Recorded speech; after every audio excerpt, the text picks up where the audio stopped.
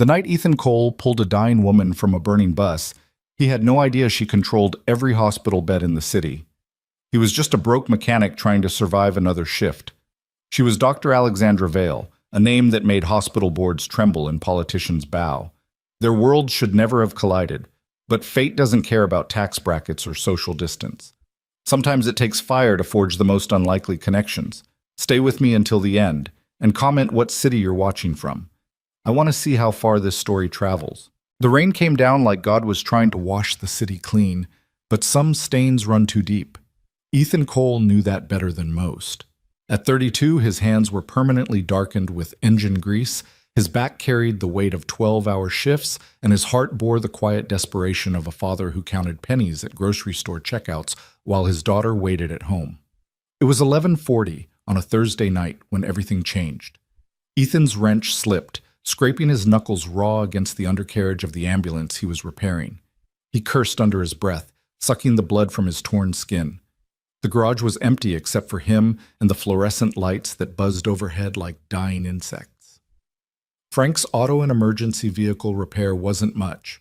A converted warehouse on the edge of the industrial district where the city's backbone workers kept the machines running that everyone else took for granted. Almost done, he muttered to himself, a habit he'd developed during the long, lonely nights. Just tighten this last bolt and you can get home to Emma. Emma. His 7-year-old daughter with her mother's eyes and his stubborn chin. She'd be asleep by now in their studio apartment 3 miles away, watched over by Mrs. Chen from downstairs who charged $20 a night that Ethan could barely afford but had no choice but to pay. Single fathers don't get the luxury of options. The bolt finally gave, twisting into place with a satisfying click. Ethan rolled out from under the ambulance and stood, his spine crackling like bubble wrap. His reflection caught in the ambulance's chrome, a tired man with dark circles under darker eyes, hair that needed cutting, a jaw that needed shaving. $20 for Mrs. Chen, $18 for Emma's asthma medication, $43 for the gas bill they'd threatened to cut off. The math never added up, no matter how many times he recalculated. He grabbed his jacket, a worn leather thing that had belonged to his father, and killed the lights. The rain hammered against the metal roof as he locked up, the sound almost violent in its intensity. The storm had rolled in an hour ago, turning the streets into rivers and the sky into something heavy and oppressive. Ethan's truck sat in the lot, a 1998 Ford that burned oil and made concerning noises but got him where he needed to go. He climbed in, started the engine, it took 3 tries, and pulled onto Highway 47, the route that would take him home through the heart of the city's industrial corridor. The wipers couldn't keep up with the downpour. Ethan leaned forward, squinting through the windshield at taillights that bled red in the rain-soaked darkness. Traffic was light at this hour, mostly truckers and night shift workers like himself, people who lived in the margins of the city's gleaming promises. He was thinking about Emma's upcoming parent-teacher conference, wondering if he could swap shifts to make it when he saw the smoke. At first it was just a gray smudge against the black sky, barely visible through the rain. But as Ethan came around the bend, his headlights caught something that made his heart seize. A city bus, one of the big articulated ones, wrapped around the concrete median barrier. The front section was completely crumpled, and orange flames were already crawling up the sides, fed by fuel leaking from the ruptured tank. Jesus Christ, Ethan breathed, his foot already slamming the brake. His truck fishtailed on the wet pavement before jerking to a stop on the shoulder. Through the rain-streaked windshield, he could see people stumbling out of the emergency exits, shadows moving frantically in the growing firelight. But screams cut through the storm, high, desperate screams that spoke of people still trapped inside. Ethan didn't think. Thinking was what kept you safe, what kept you in your lane, what kept you from doing stupid, dangerous things. He threw open his door and ran. The heat hit him 30 feet away, a physical force that dried the rain on his face and made his eyes water. The bus was a nightmare of twisted metal and shattered glass. The front section had accordioned on impact, and flames were spreading fast, consuming the rubber seals and vinyl seats with hungry efficiency. "Help! Somebody help us!" A man was trying to pry open a jammed door, his hands bloody. "There are still people inside." Ethan grabbed the crowbar from his truck bed. an old habit, always having tools within reach, and sprinted toward the bus. The rain was coming down so hard it felt like running through a waterfall, but the fire was winning, pushing back against the storm with rage and momentum. "Get back!" Ethan shouted to a woman who was trying to reach through a broken window. The whole thing could blow. He jammed the crowbar into the door seam the man had been working on. Together, they pulled. The door groaned, fought them, then suddenly gave way with a shriek of metal. A blast of smoke poured out, thick and black and choking. "Go! Get out now!" Ethan plunged into the smoke, his jacket pulled up over his mouth and nose. The interior was chaos, seats torn loose, luggage scattered everywhere, and the acrid stench of burning plastic. "Anyone still in here?" "Here! We're here!" Two teenage boys were trapped in the back, one with his leg caught under a collapsed seat. Ethan scrambled over debris, his hands finding the seat's edge. He heaved, muscles screaming, and the boy pulled free with a cry of pain. "Can you walk?" "I think so." "Then get your friend and get out. Now!" Ethan pushed them toward the exit. The flames were in the bus now, running along the ceiling like water flowing uphill. The heat was becoming unbearable. "Is there anyone else?" he shouted after them. "I don't know. Maybe in the front." Ethan turned toward the front section. Through the smoke, he could see twisted metal where the bus had folded on itself. The driver's area was completely destroyed, but beyond it, in what had been the first few rows, he saw movement, a hand reaching weakly into the smoke-filled air. "Hold on!" He climbed over seats that were burning now, feeling the heat through his jeans. The smoke was so thick he couldn't see more than a few feet. His lungs were on fire, each breath like swallowing hot sand. "I'm coming!" The hand belonged to a woman slumped against the window, unconscious or close to it. Her coat, some expensive-looking thing, was scorched along one side and blood trickled from a gash on her forehead.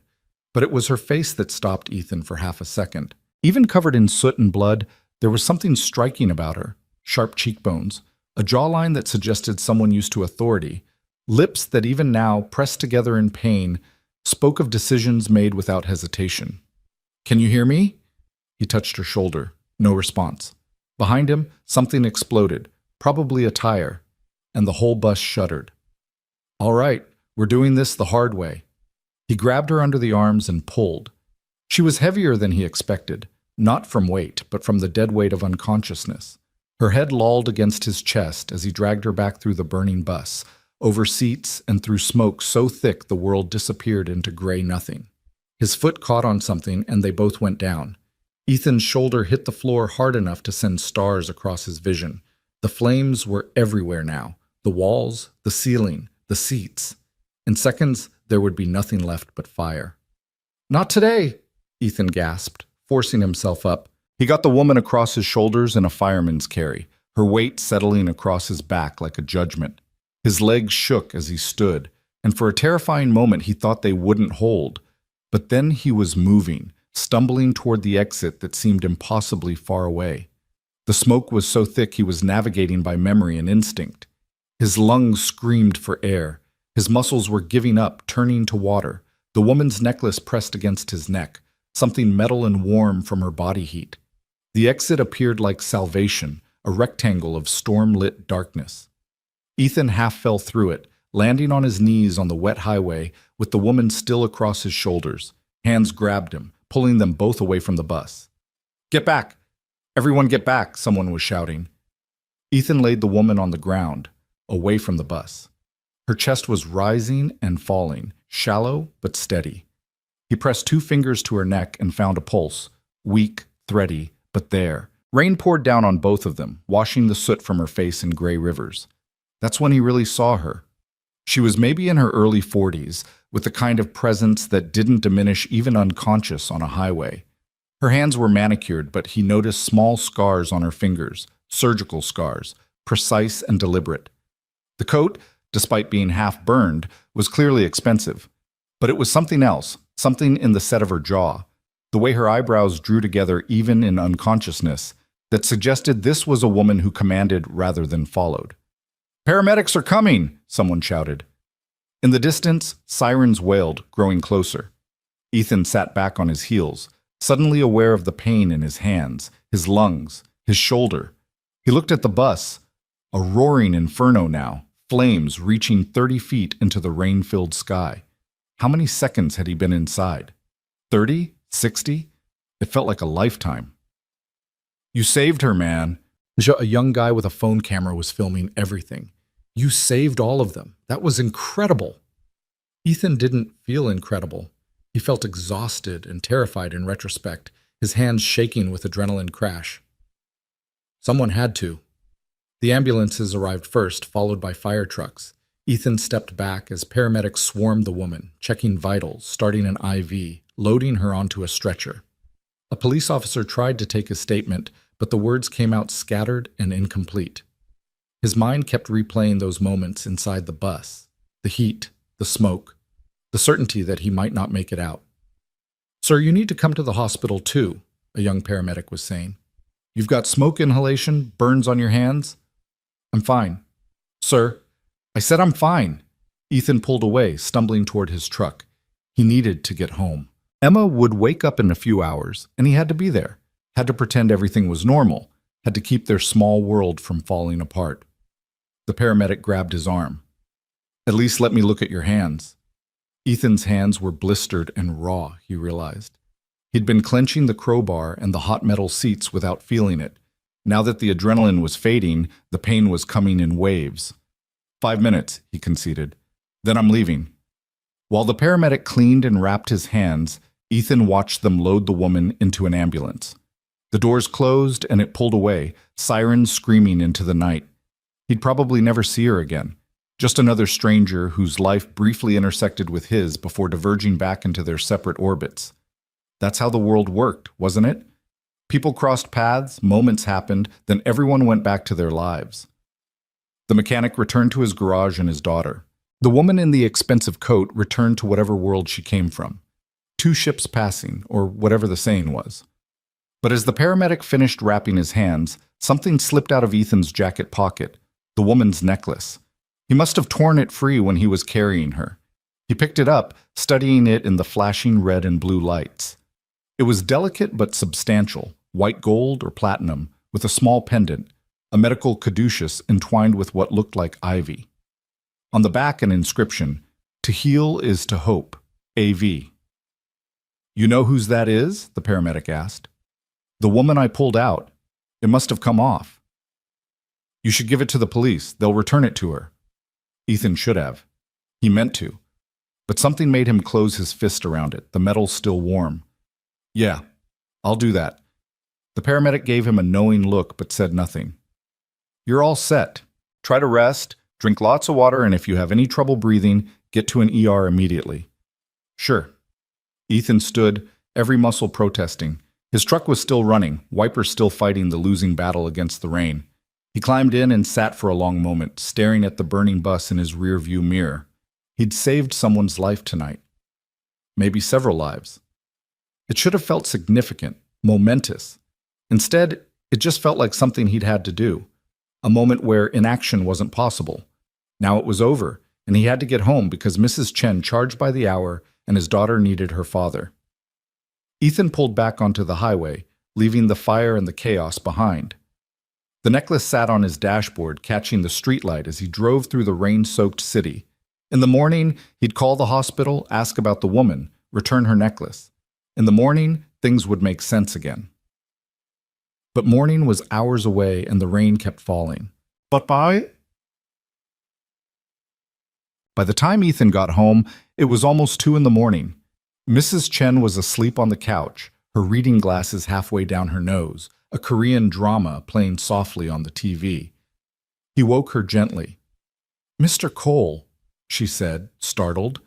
Then her eyes widened. "What happened to you?" Ethan looked down at himself, soot-stained clothes, bandaged hands, the smell of smoke clinging to him like a ghost. "Long story, Mrs. Chen. Everything okay with Emma?" "She's fine, sleeping like an angel, but you—" "I'm okay, really."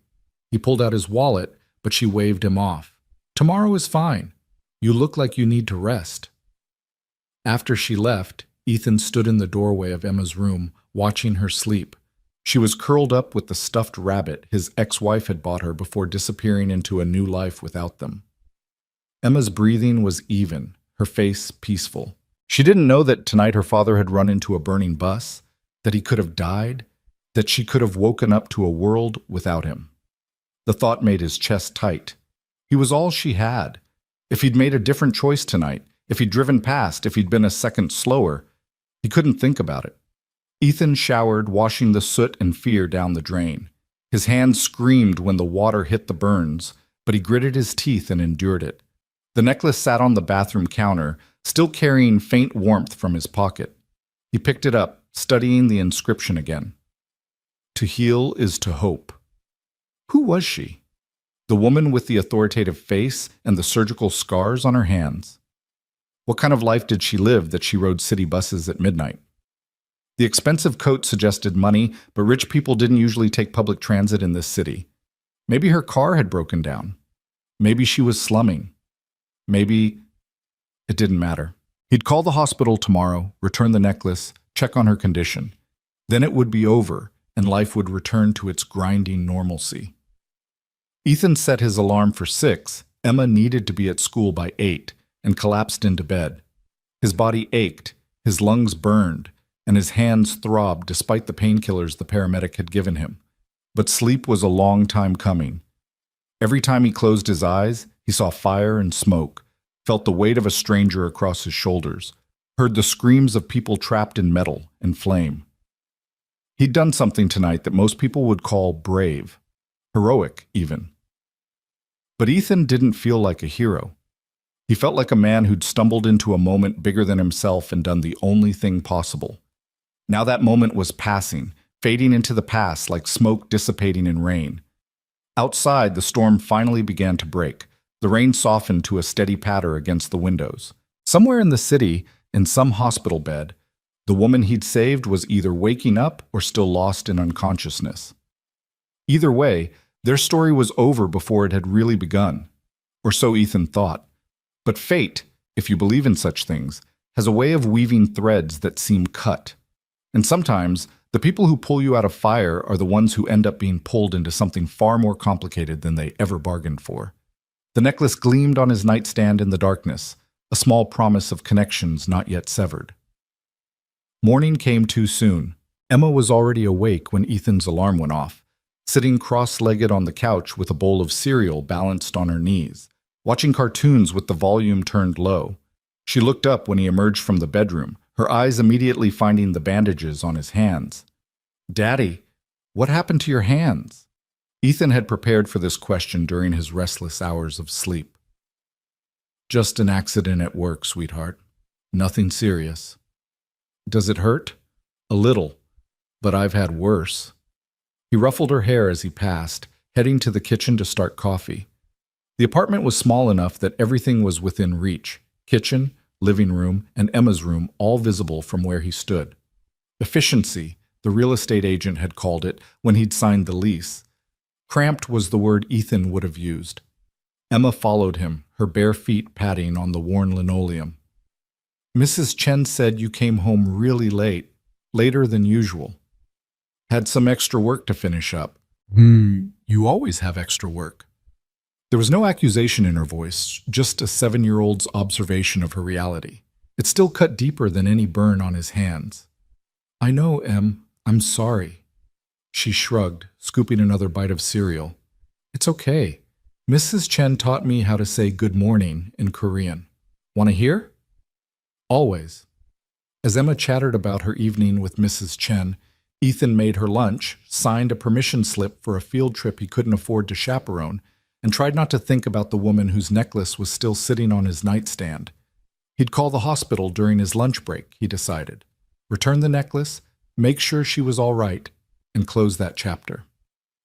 But when he dropped Emma at school and headed to the garage, the morning exploded into chaos that pushed everything else from his mind.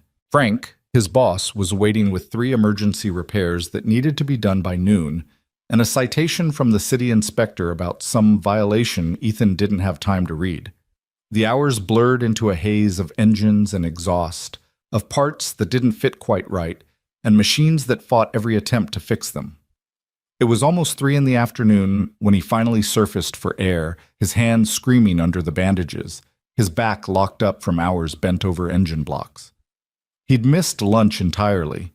His phone showed 2 missed calls from Emma's school, probably about the unpaid lunch account, and a text from Mrs. Chen asking if he needed her tonight. $20 more he didn't have. The necklace. He'd forgotten about the necklace. Ethan wiped his hands on a rag and pulled out his phone, Googling the nearest hospital. St. Michael's was closest to where the accident had happened. He dialed, waded through an automated menu, and finally reached a human. St. Michael's, how can I direct your call? Hi, I'm trying to check on a patient who was brought in last night. Bus accident on Highway 47? Are you family? No, I was there. I helped pull people out. I just wanted to make sure everyone was okay. A pause. Sir, I can't give out patient information to non-family members. HIPAA regulations. Right, of course, I understand. Ethan rubbed his face, leaving a streak of grease he didn't notice. What if I wanted to return something to her, a piece of jewelry that came off during the rescue? You could drop it off at the main desk and we'd make sure it gets to the right person. Could you at least tell me if she's okay? The woman from the front of the bus? She was unconscious when they took her. Another pause, longer this time. Hold on, let me transfer you to patient services. The hold music was an instrumental version of a song Ethan didn't recognize. He waited, watching Frank yell at a delivery driver through the office window. 3 minutes passed. 4. Hello? A different voice, older, female. This is patient services. I understand you're inquiring about the bus accident victims? Yes, ma'am. Specifically the woman who was pulled from the front section. I have her necklace and... I'm sorry, sir, but that patient was transferred this morning. I'm not able to provide any additional information. Transferred? To where? I can't disclose that, but if you'd like to leave the necklace with us, we have her contact information on file and can arrange for its return. Something about the woman's tone bothered Ethan. It was too careful, too practiced, like she was following a script. Is she okay, though? Can you at least tell me that? Sir, I really can't. I pulled her out of a burning bus. Ethan's voice came out harder than he intended. I'm not some random person calling. I just want to know if she's all right. A long silence. Then, the patient is stable and recovering. That's all I can tell you. If you'd like to drop off the necklace, no, it's fine. Thank you. Ethan hung up before she could say anything else. Transferred. Stable and recovering. The words should have brought relief, but instead they left him unsettled.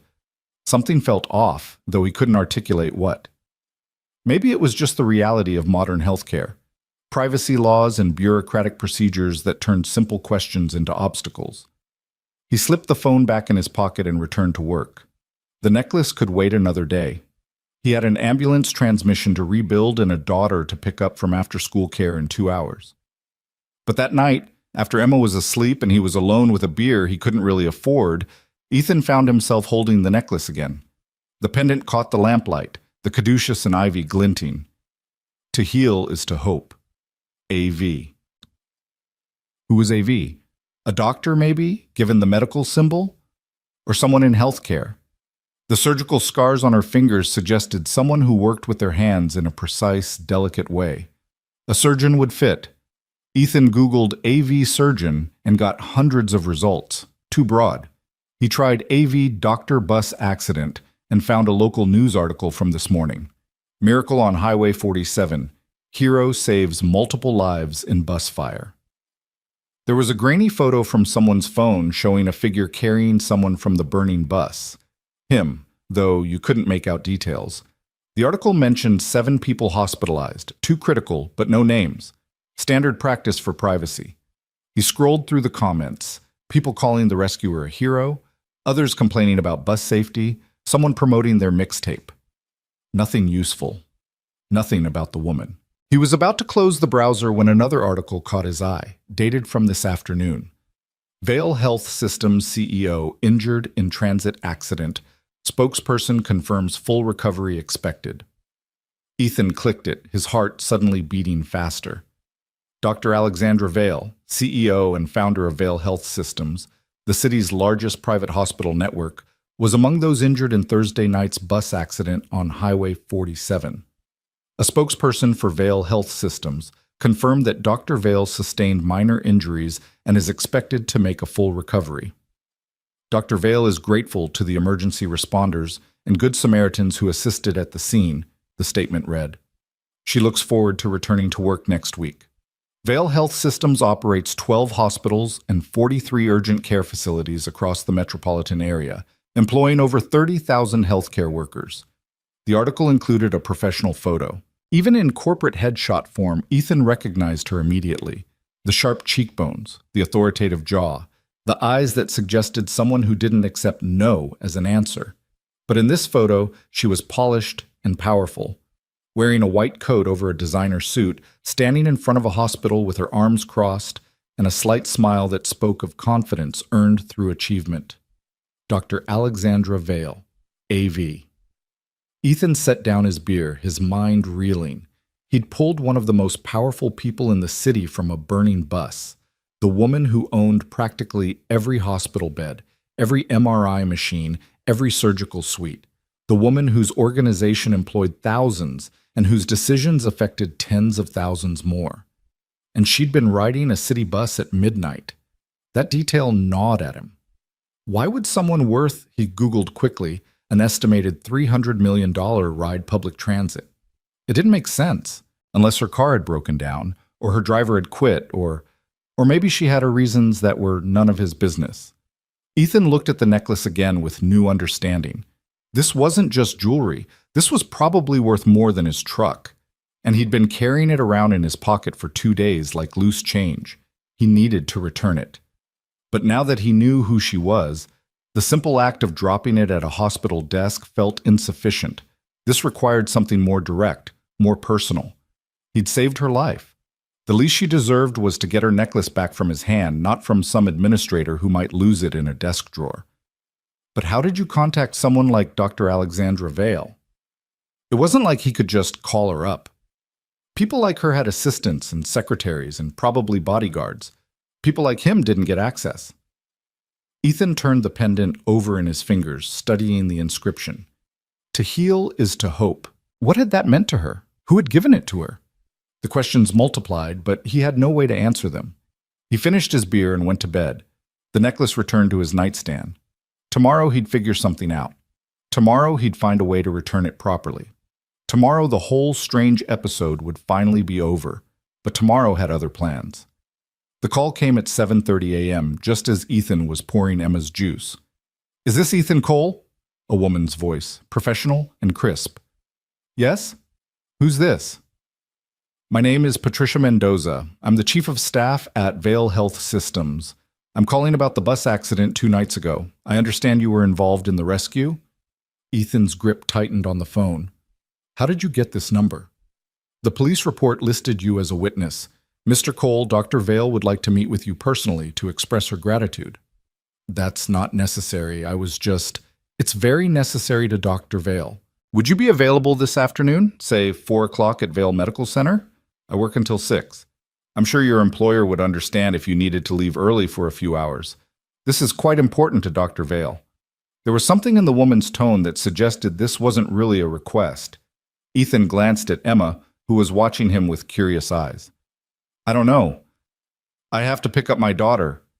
We can send a car for you at 3:30. It will have you back in plenty of time for pickup. Dr. Vale won't take much of your time. She simply wants to thank you in person." Ethan wanted to refuse. The whole thing felt strange and uncomfortable. But another part of him, the part that had been raised to be polite, that still believed in doing the right thing even when it was inconvenient, couldn't bring himself to say no to a woman who just wanted to say thank you. "All right, 3:30. But I can drive myself." "The car will be more convenient, I assure you. It will pick you up at—" She paused, and Ethan heard typing, "Frank's Auto and Emergency Vehicle Repair on Industrial Boulevard." "You know where I work?" "We're very thorough, Mr. Cole. 3:30 sharp. The driver will ask for you by name." She hung up before he could respond. Ethan stared at his phone, unsettled. They knew where he worked. They knew his full name. They'd gotten his phone number from a police report that probably wasn't public record yet. That level of access spoke to power and resources he couldn't begin to imagine. "Who was that, Daddy?" Emma asked around a mouthful of toast. "Just someone from work." The lie came easily, but it tasted wrong. Come on, finish up. We need to get going. The morning dragged. Every customer seemed to want to chat. Every repair took twice as long as it should. Frank noticed his distraction and called him into the office. You all right, Cole? You've been off since that bus thing. I'm fine. Your hands healing up? Yeah. Ethan looked down at the bandages, now grimy with work. Listen, I need to leave early today. 3:30. Something came up. Frank's eyebrows rose. In 3 years, Ethan had never asked to leave early. Everything okay with Emma? She's fine. It's personal. I'll make up the hours tomorrow. Take the time. You earned it. Frank leaned back in his chair, studying him. That was a hell of a thing you did, pulling those people out. I saw the video some kid posted online. Looked like you nearly got yourself killed. Someone had to do it. Maybe, but you're the one who did. Frank pulled out a greasy envelope from his desk drawer. This came for you this morning. Courier. Ethan took the envelope, frowning. Inside was a check for $5,000 and a note on expensive stationery.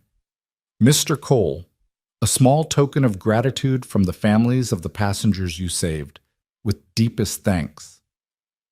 $5,000. That was 3 months' rent. That was Emma's medical bills. That was the transmission dying in his truck and still having money left over. What is it? Frank asked. Nothing. Just nothing. Ethan folded the check and stuffed it in his pocket, his mind spinning. $5,000 from grateful families? Or from someone else entirely?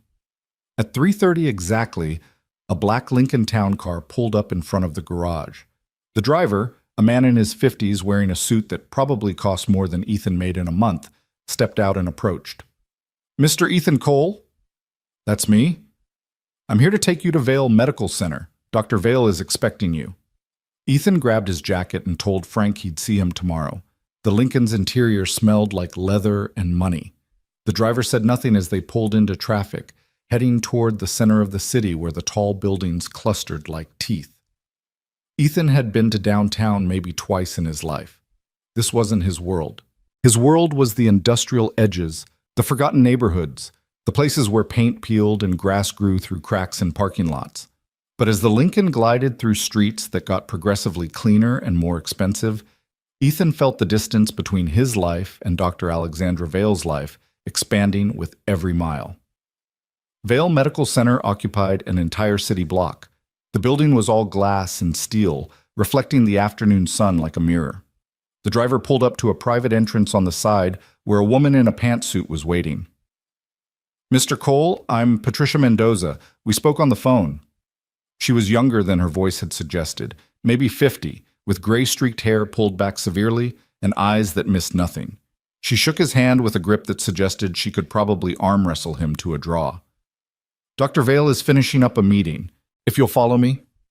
The interior of the hospital was nothing like the public hospitals Ethan had visited with Emma.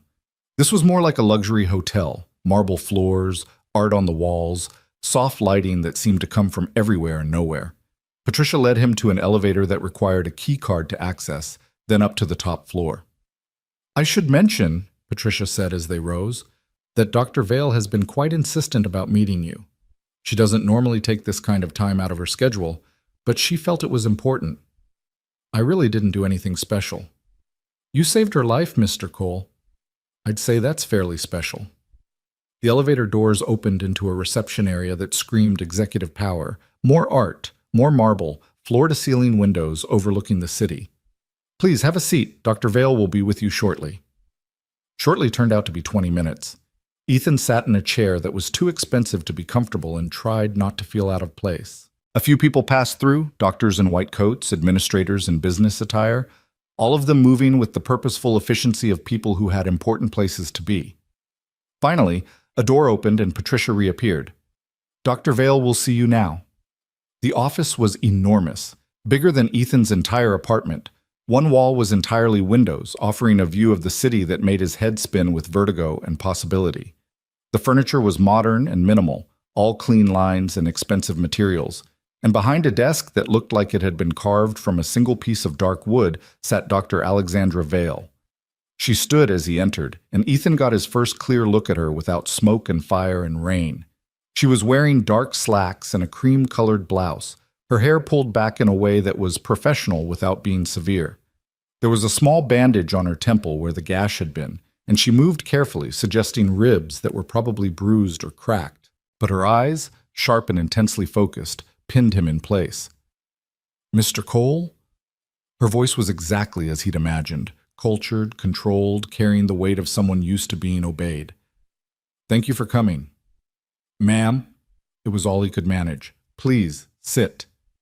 She gestured to a chair across from her desk, then winced slightly at the movement.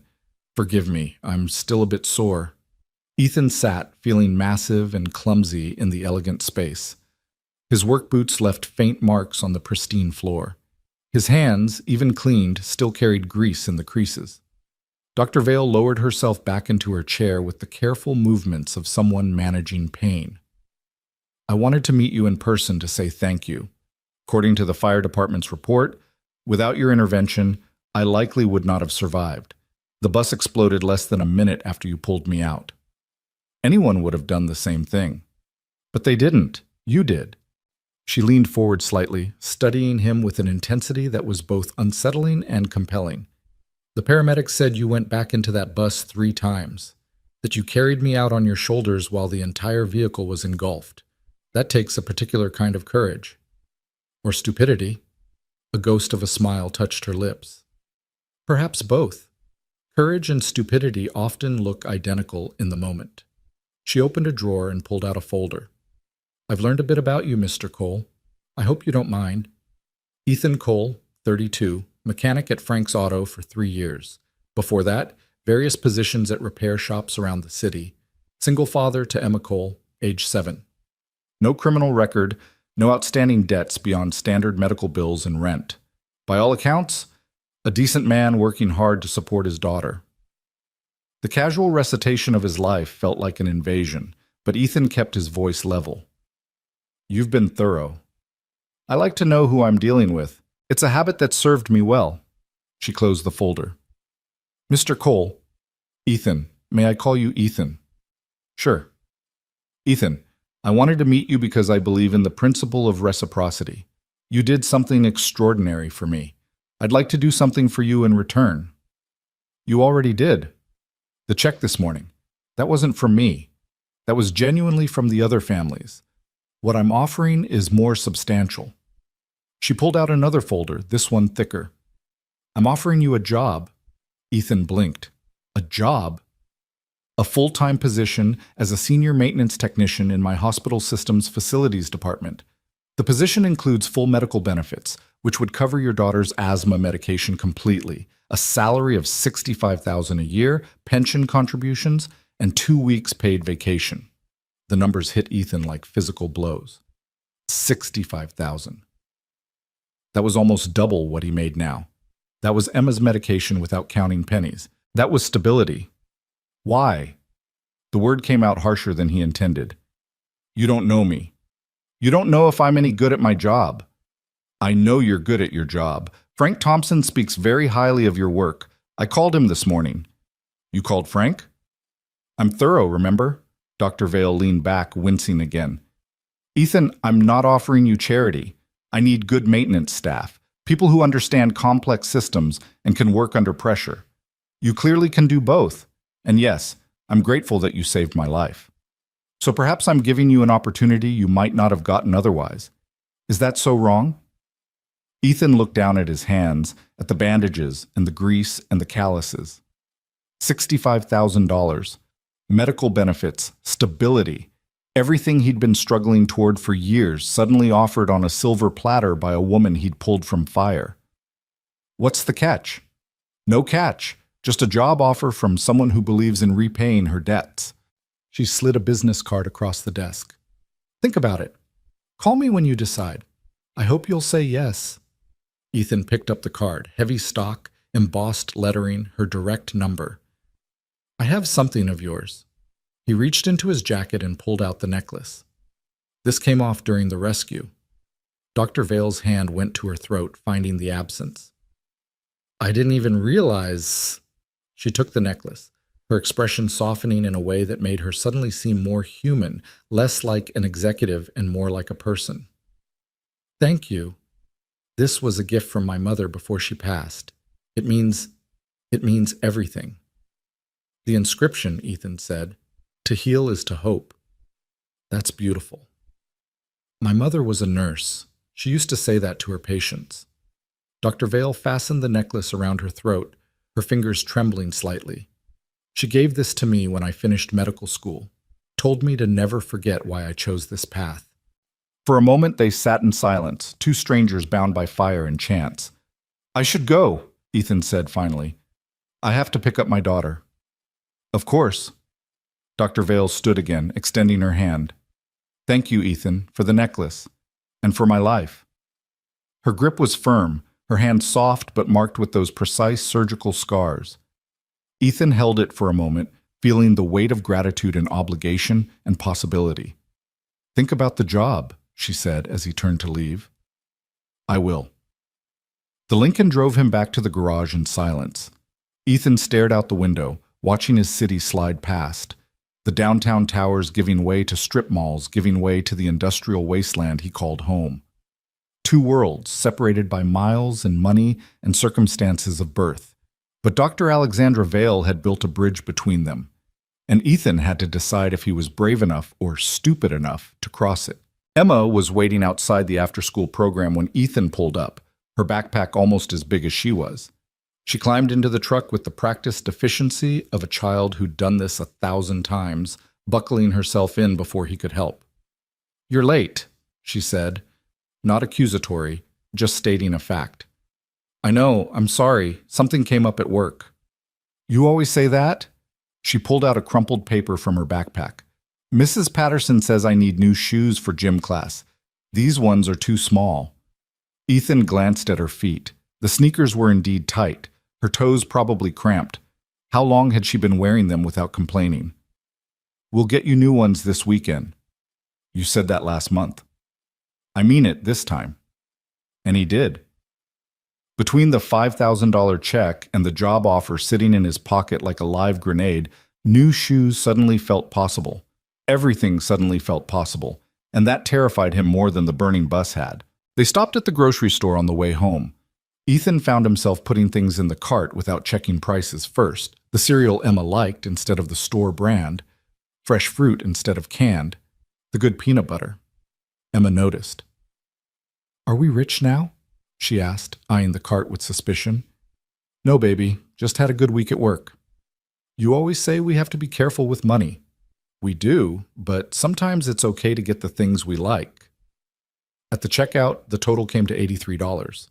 A month ago, that would have triggered a minor panic attack. Tonight, Ethan handed over his card without his stomach clenching. The $5,000 check was already deposited via his phone, already showing in his account like a small miracle. But the job offer, that was the real question mark. $65,000. Benefits, stability, everything he needed. So why did it feel like accepting charity? That night, after Emma was asleep, Ethan sat at the kitchen table with Dr. Vale's business card in front of him. He'd looked up the position online, Senior Maintenance Technician at Vale Health Systems. The job posting listed requirements he definitely met. 5 years experience, knowledge of HVAC systems, electrical work, plumbing. The salary range was listed as $55,000 to $70,000 depending on experience. She'd offered him $65,000 right out of the gate, top of the range for someone she'd never seen work, because he'd pulled her from a fire.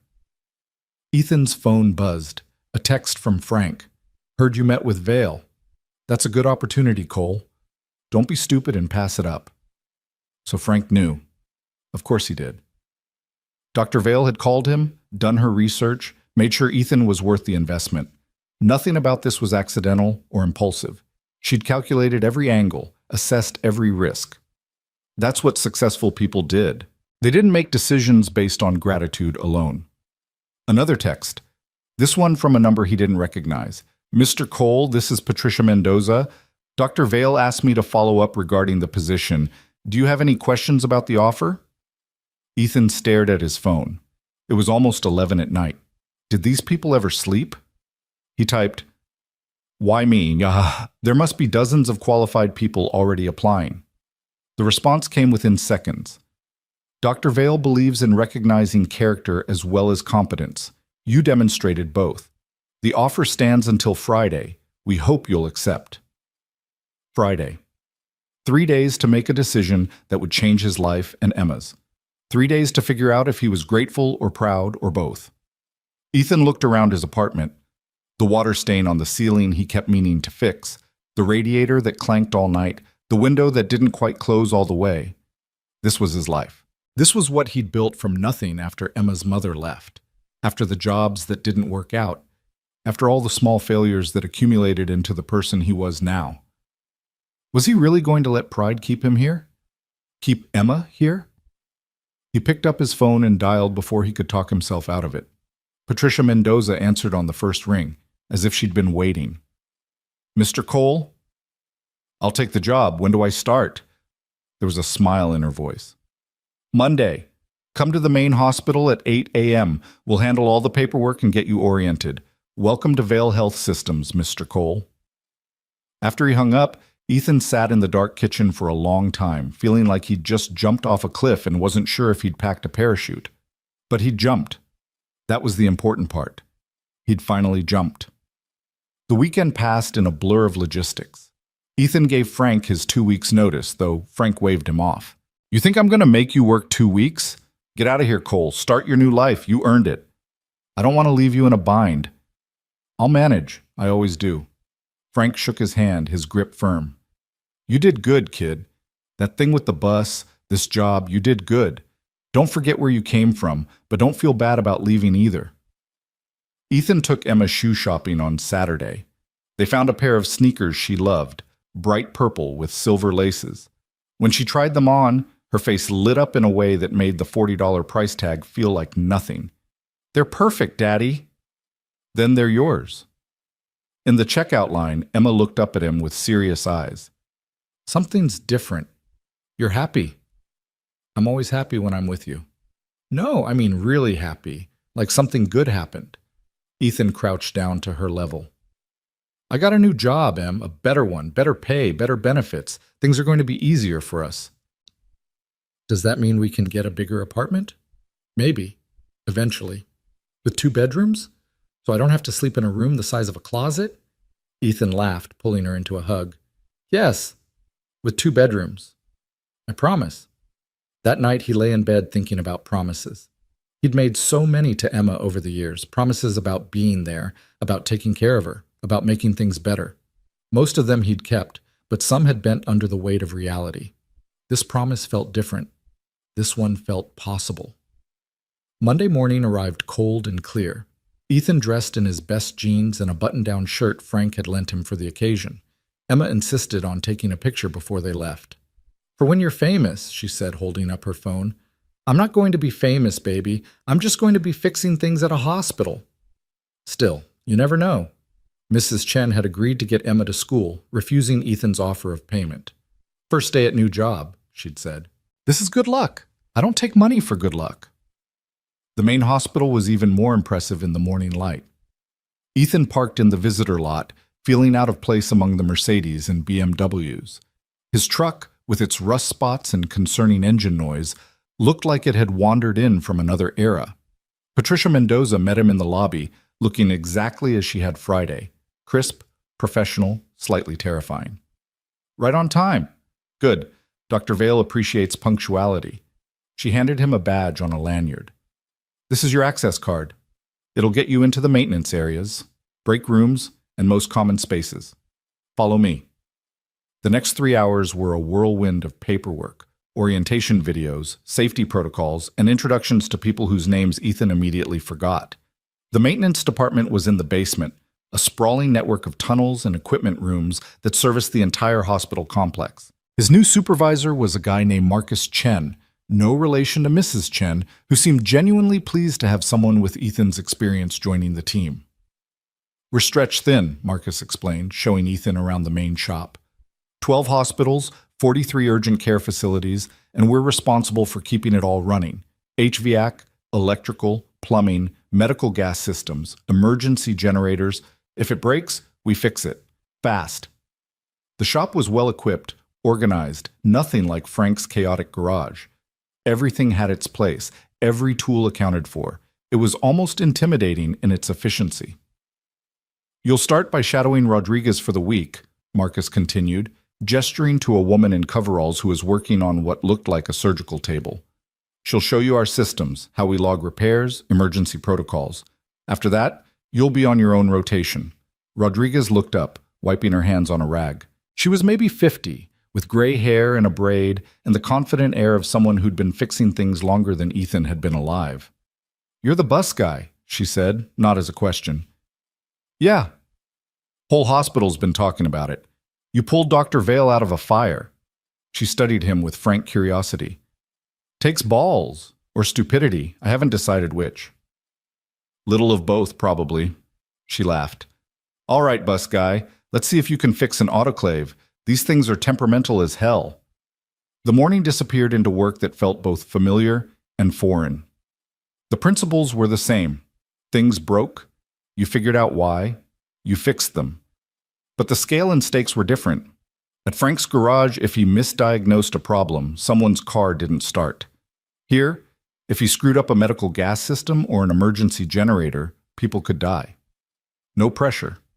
Lunch was in the employee cafeteria, a space that was worlds better than the break room at Frank's. Rodriguez sat with him, joined by two other techs, Jim and Devante, who both seemed curious about the new guy who'd saved their boss's life. "So what's she like?" Devante asked around a mouthful of sandwich. "Dr. Vale? We never see her down in the basement. I only met her once. She seemed intense, professional." "That's diplomatic," Jim laughed. "I've worked here 8 years. She's brilliant, demanding, and absolutely terrifying when something goes wrong. But fair. You do good work, she notices. You screw up, she definitely notices." "She came up from nothing, you know," Rodriguez said. "Her mom was a nurse at St. Michael's back in the day. Single mother, worked doubles to put Alexandra through school. Dr. Vale got into medical school on scholarships, did her residency at Johns Hopkins, then came back here and started building this empire. She's self-made in a way most rich people aren't." Ethan thought about the necklace, the inscription, the way Dr. Vale's expression had softened when she saw it. To heal is to hope. Her mother's words carried close to her heart. "She ever married?" The question came out before Ethan could stop it. The three techs exchanged glances. "There was someone," Rodriguez said carefully. "Years ago. Before my time. Another doctor, I think. Didn't work out. She's been single as long as I've known her. Married to the job, basically." "Can't blame her," Jim said.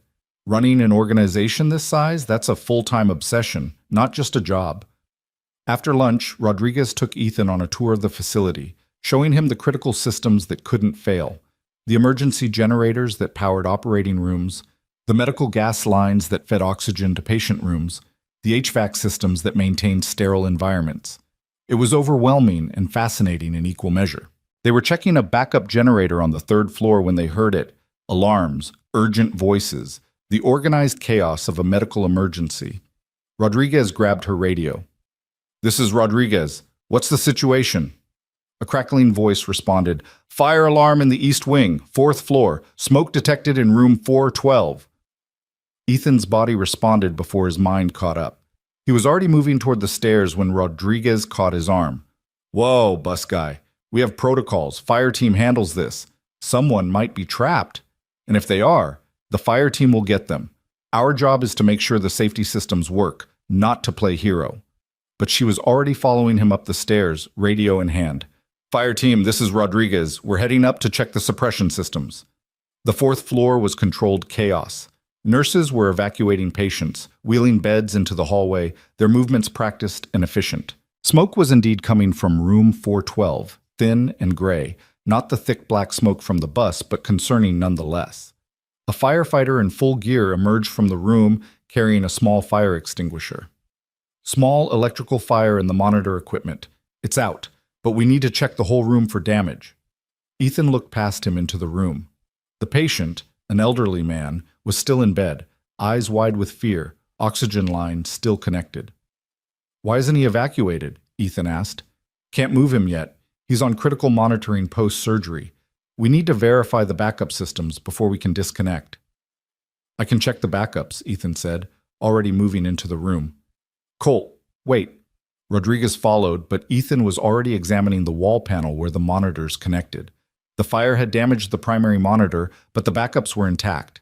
Ethan quickly verified the connections, checked the power supply, confirmed the redundant systems were functioning. Backups are good. You can move him.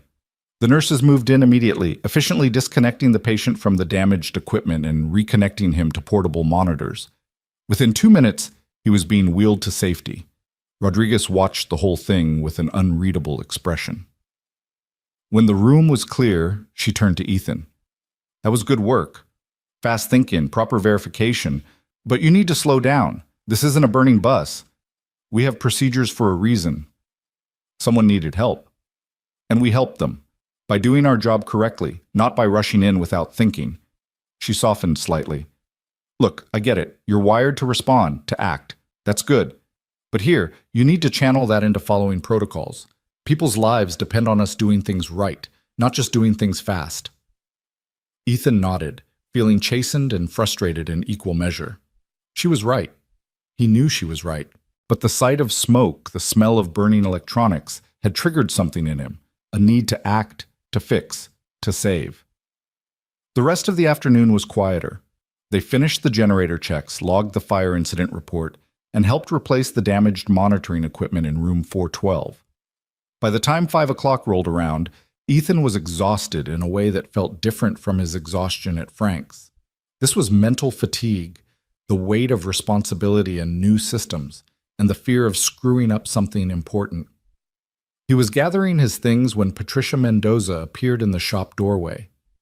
"Mr. Cole? Dr. Vale would like a word if you have a moment." Rodriguez raised her eyebrows as Ethan followed Patricia to the elevator. "Told you she notices everything," she called after him. The ride to the top floor was silent. Ethan tried not to worry. It was his first day. Surely he hadn't screwed up badly enough to get fired already. Doctor. Vale's office looked the same as Friday. Impressive, intimidating, with that view of the city that made everything else feel small. She was standing at the window when he entered, her back to him, wearing a white coat over a dark dress. "Mr. Cole, thank you for coming up." She turned, and he noticed she was moving easier than Friday, the bandage on her temple smaller. "I heard about the incident on the 4th floor today. I'm sorry if I overstepped. Rodriguez said I should have waited for—" "You helped evacuate a critical patient safely. The surgical team was quite grateful." She moved to her desk, gesturing for him to sit. "But I didn't call you up here to discuss that. I wanted to check in on your first day, make sure everything is meeting expectations." "It's good. Great, actually. The team seems solid, the equipment is excellent, and Marcus is a good supervisor." "But?" She tilted her head slightly, studying him. "I sense a but."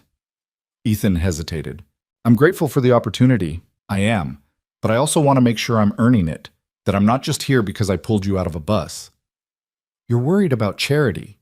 It wasn't a question. "I'm worried about perception. Other people wondering why I got hired so fast, whether I deserve to be here." Dr. Vale leaned back in her chair, a slight smile playing at her lips. "Do you know how many applications we process for maintenance positions?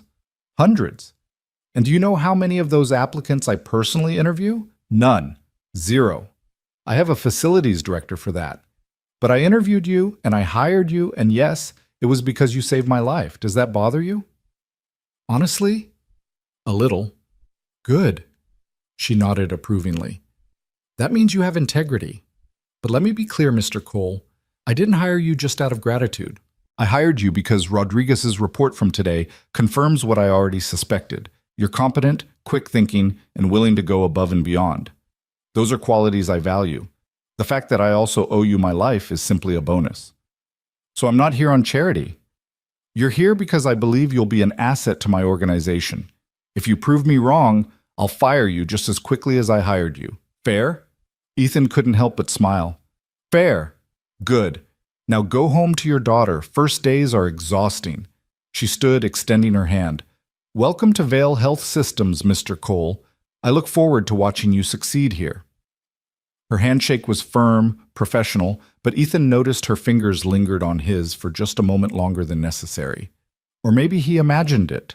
Probably he imagined it. The drive home felt different. The same streets, the same potholes, the same struggling neighborhoods. But somehow it all looked more temporary now. Like this wasn't the end of the road, but just a waypoint on the journey to somewhere better. Emma was waiting with Mrs. Chen when he got home, practically bouncing with excitement. How was it? Did you meet important people? Did you fix important things? It was good, baby. Really good. Ethan picked her up, spinning her around despite his aching back. I think we're going to be okay. I already knew that, Daddy, but it's good you finally figured it out. That night, after Emma was asleep, Ethan stood on their small balcony, barely big enough for one person, and looked out at the city. Somewhere out there, in a penthouse or a mansion or wherever people like Dr. Alexandra Vale lived, she was probably still working, still making decisions that affected thousands of lives. And somehow, impossibly, their lives had intersected. A bus fire, a moment of courage or stupidity. And now here he was, standing on the edge of a life he'd never imagined possible. Ethan thought about the inscription on her necklace. To heal is to hope. Maybe that applied to more than just medicine. Maybe it applied to broken lives too. Maybe the act of pulling someone from fire was a kind of healing. And maybe accepting help wasn't charity, but hope. Hope that things could be better, that struggling didn't have to be permanent, that single fathers and their daughters deserve stability too. His phone buzzed, a text from an unknown number. First day successful, well done, AV. Ethan stared at the message. Dr. Vale had his personal number. Dr. Vale was texting him at 10 p.m. to congratulate him on his first day. Dr. Vale, who ran an empire and had 100 more important things to do, had taken time to send him 3 words and 2 initials. He typed back, "Thank you for the opportunity. I won't let you down." The response came immediately. "I know you won't." Ethan saved the number in his phone, then stood on the balcony for a while longer, feeling the cold night air and wondering what he'd gotten himself into. This was more than just a new job. This was a door opening into a world he didn't understand, guided by a woman who was brilliant and powerful and completely out of his league in every conceivable way. But she'd given him a chance, and Ethan Cole, mechanic and single father and accidental hero, was going to prove he deserved it, even if it scared him, especially because it scared him. The week unfolded in a rhythm of learning and doing. Rodriguez proved to be an excellent teacher, patient when Ethan asked questions but demanding when it came to standards. The work was challenging in ways that satisfied him, complex systems that required both knowledge and intuition to understand. By Thursday, Marcus had him working solo on simple repairs. By Friday, he was on the emergency rotation, which meant his phone could ring at any hour if a critical system failed. "Welcome to the big leagues," Rodriguez said, clapping him on the shoulder. "You're officially one of us now, bus guy." "Does that mean you'll stop calling me bus guy?" "Absolutely not. You earned that nickname. Wear it with pride." Friday evening, as Ethan was clocking out, he ran into Dr. Vale in the lobby. Literally ran into her. He was looking at his phone and she was coming around a corner, and they collided with enough force that she dropped the files she was carrying. "Oh God, I'm so sorry." Ethan crouched immediately, gathering papers. "It's fine, Mr. Cole. No harm done." She knelt beside him, helping collect the scattered documents. "How was your first week?" "Good, really good. The team is great, the work is interesting, but..." She looked at him, a slight smile on her lips. "Why do you keep assuming there's a but?" "Because there usually is, especially with people who think too much, which I suspect you do." She wasn't wrong.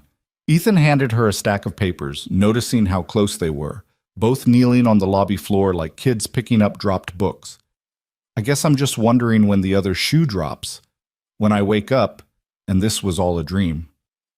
"The other shoe isn't dropping, Ethan. This is real. You're doing good work, you're fitting in well, and barring any catastrophic failures, this job is yours for as long as you want it." She stood, smoothing her skirt. "Now, I have a dinner meeting in an hour that I'm dreading. Have a good weekend." "You too, Dr. Vale." "Alexandra." She said it softly. almost like a confession. When it's just us, you can call me Alexandra. Ethan watched her walk away, her heels clicking on the marble floor, and felt something shift in his chest, something dangerous and stupid and completely inappropriate. He drove home trying not to think about the way she'd looked at him when she said her name, trying not to read meaning into a simple courtesy. She was his boss. She was one of the most powerful people in the city. She was so far above him socially and economically that the distance couldn't be measured in normal units. But she'd asked him to call her Alexandra. Emma noticed his distraction over dinner. "You're thinking about something. Just work stuff." "Is it a good thinking or a worried thinking?" "I'm not sure yet, baby. Ask me again in a few weeks." That night, Ethan lay in bed staring at the ceiling, listening to the radiator clank and feeling the weight of possibilities pressing down on him. A week ago, his life had been simple, hard, exhausting, barely making ends meet, but simple. Now everything was complicated in ways he couldn't fully articulate. He had a good job, he had stability, he had hope for the first time in years, and he had the memory of a woman kneeling beside him on a marble floor, saying her name like it was a secret. Ethan rolled over, punching his pillow into submission, and tried to sleep. Monday would come soon enough, bringing with it more work, more complications, and more interactions with a woman he absolutely, definitely could not afford to develop feelings for. No matter how she looked at him when she said her name. The call came at 2:30 in the morning, 3 weeks into Ethan's new job. His phone screamed into the darkness, dragging him from dreams he couldn't remember into cold reality. Emma stirred in her room but didn't wake. "Cole here," he mumbled, already swinging his legs out of bed. "Ethan, it's Marcus.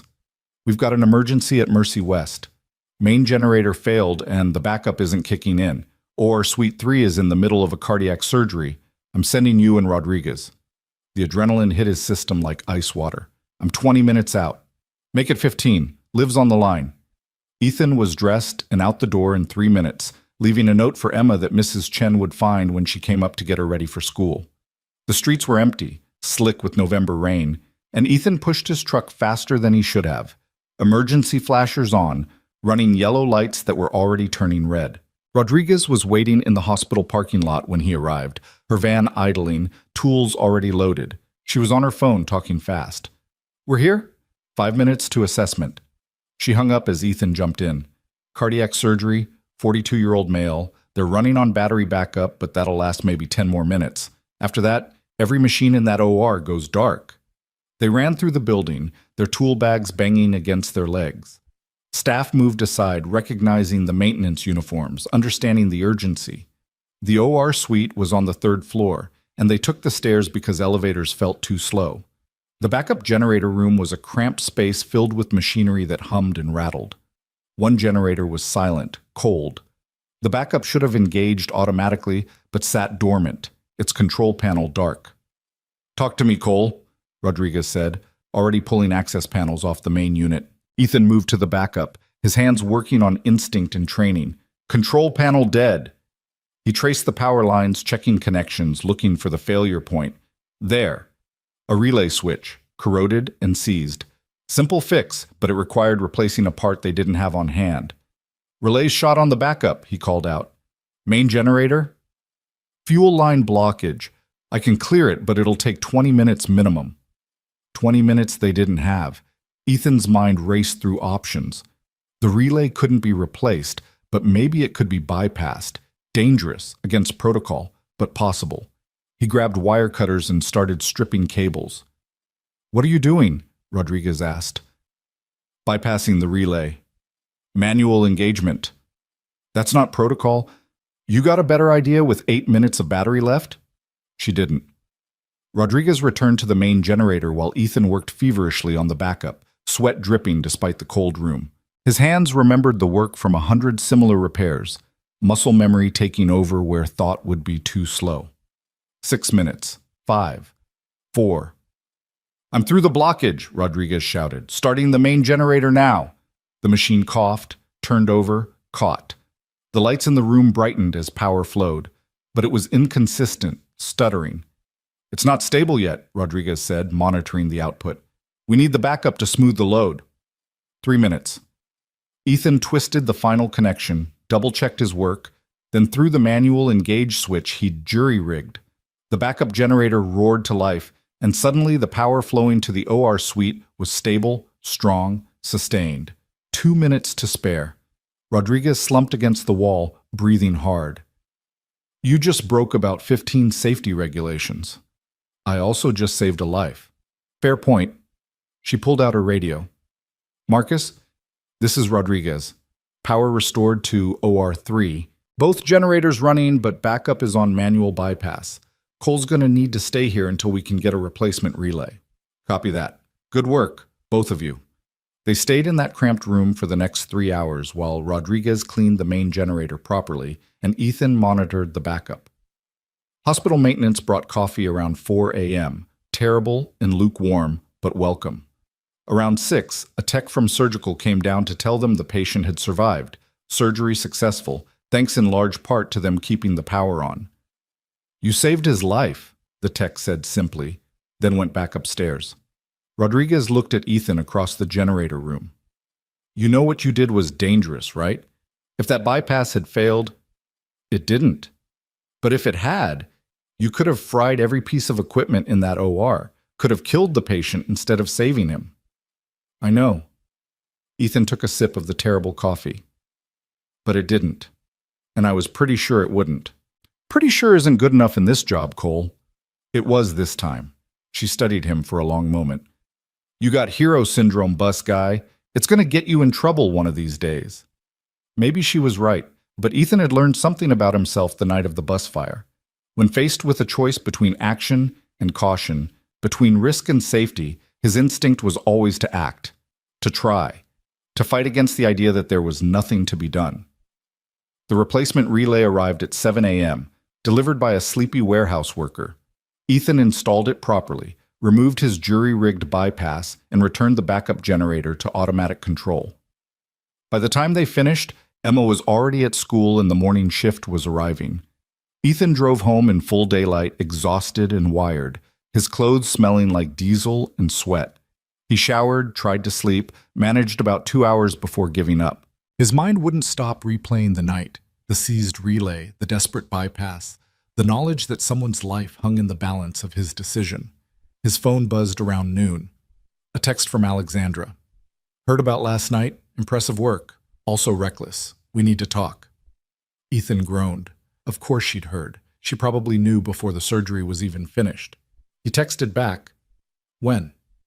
My office, 2 p.m.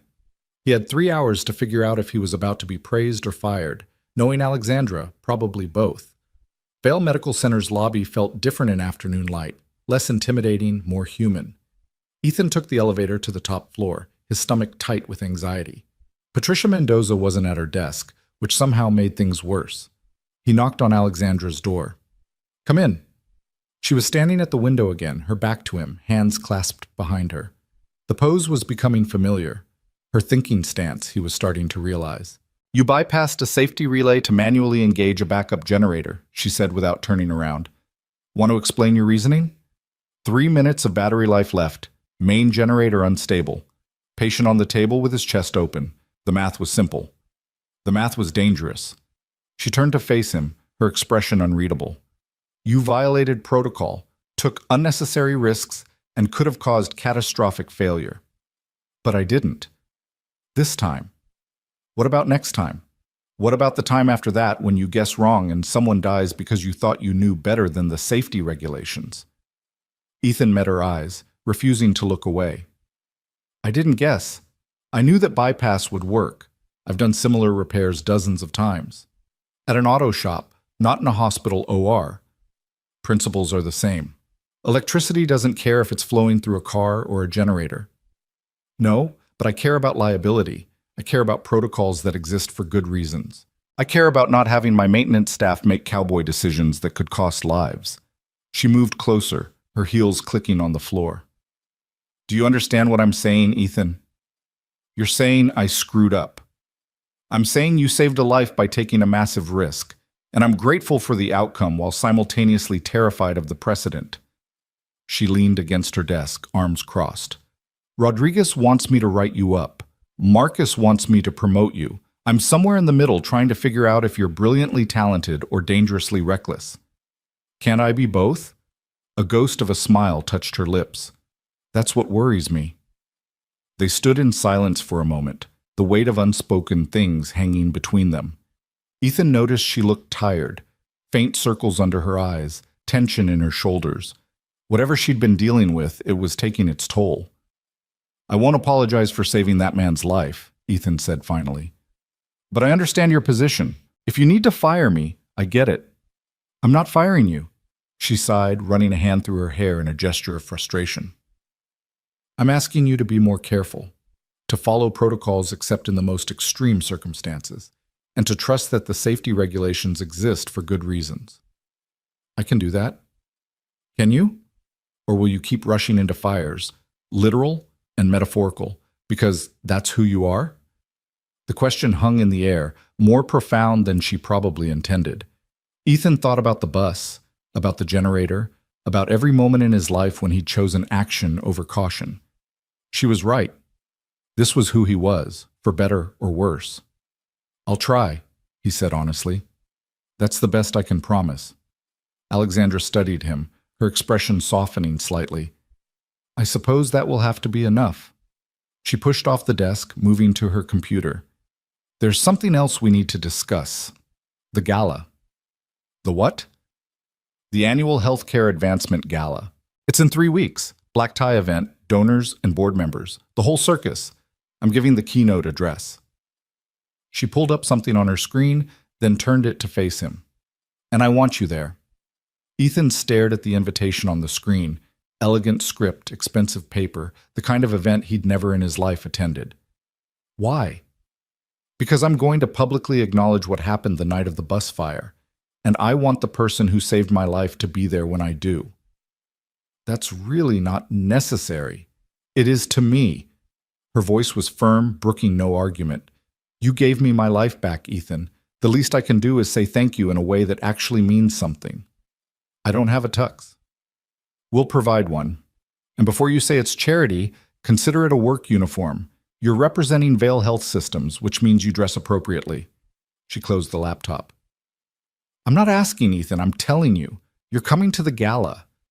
There was something in her tone that suggested this mattered to her more than simple gratitude, like she needed him there for reasons she wasn't articulating. Ethan wanted to refuse, wanted to stay in his comfortable zone of fixing things in basements and going home to Emma, but the look in Alexandra's eyes stopped him. Okay, he said, I'll be there. Good, she smiled, genuine and warm. Now go home and get some sleep. You look exhausted. You don't look much better. The words came out before he could stop them. Alexandra's eyebrows rose, but she didn't seem offended.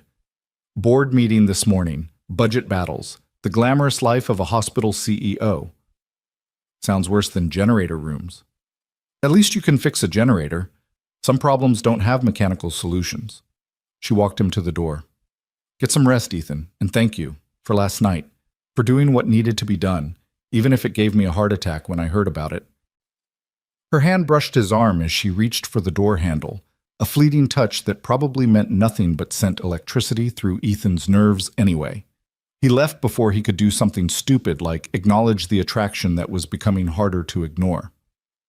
The next 3 weeks passed in a blur of work and preparation.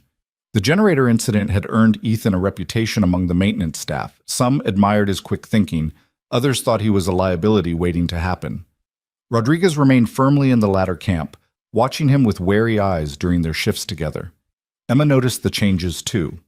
Her father was distracted, distant, lost in thoughts he couldn't quite explain to a 7-year-old. Are you worried about something, Daddy? She asked one night over dinner. Just work stuff, baby. You always say that, but this is different. You look scared. Ethan set down his fork. I'm not scared, just navigating some new territory. Like when I started 2nd grade and everything was different? Yeah, exactly like that.